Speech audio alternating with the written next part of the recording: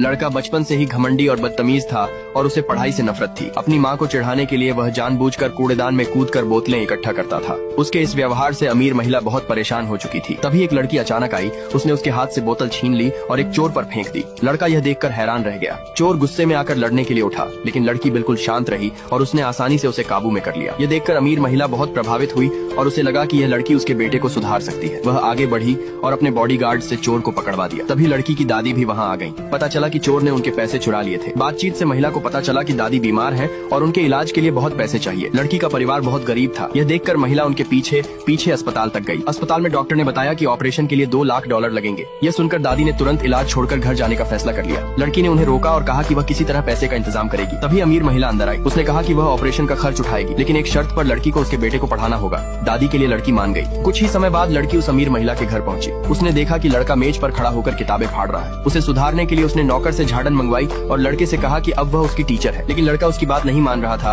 और उसे चिढ़ा रहा था। लड़की का सब्र टूट गया और उसने झाड़न उठा ली। लड़का डर गया और भागने लगा। पकड़े जाने के बाद आखिरकार उसने हार मान ली और पढ़ने का वादा किया। अगले दिन जब लड़की उसे पढ़ाने आई तो उसने दरवाजे पर जाल बिछा रखे थे। लड़की 2 बार जाल में फंस गई और लड़का जोर जोर से हंसने लगा। लड़की गुस्से में आ गई और उसे अच्छी तरह सबक सिखाया। जब अमीर महिला देखने आई तो लड़का शांति से बैठकर पढ़ाई कर रहा था। लड़की के मार्गदर्शन में वे अक्सर देर रात तक पढ़ते थे। नींद भगाने के लिए वह उसके कानों पर क्लिप लगा देती थी। लड़का शिकायत करता, मेरे कान दर्द कर रहे हैं, मैं पढ़ना नहीं चाहता। तभी लड़की ने अपने कानों पर भी क्लिप लगा ली और कहा, मैं तुम्हारे साथ दर्द बांट रही हूँ, अब पढ़ोगे। लड़का उसकी इस हरकत से चौंक गया और जिद छोड़कर पढ़ने लगा। धीरे धीरे उसके साथ रहते हुए लड़के को जिंदगी अच्छी लगने लगी। दोनों मासूम बच्चों के बीच भावनाएं पनपने लगी और एक दूसरे के दिल में गहरी छाप छोड़ गई। जब अमीर महिला ने देखा कि उसका बेटा सारा होमवर्क पूरा कर चुका है तो वह हैरान रह गई। उसने लड़की को इनाम में एक इच्छा मांगने को कहा। लड़की ने तुरंत कहा कि वह अपनी दादी से अस्पताल में मिलना चाहती है। महिला ने हाँ कर दी। अस्पताल में दादी उसे देखकर भावुक हो गई। उन्हें लगा कि लड़की को अपनी उम्र के हिसाब से खुश रहना चाहिए था, न कि पैसों की चिंता करनी चाहिए थी। खुशकिस्मती से उनकी तबीयत अब ठीक हो रही थी और कुछ ही दिनों में वे घर जा सकती थी। विदाई का दिन आ गया।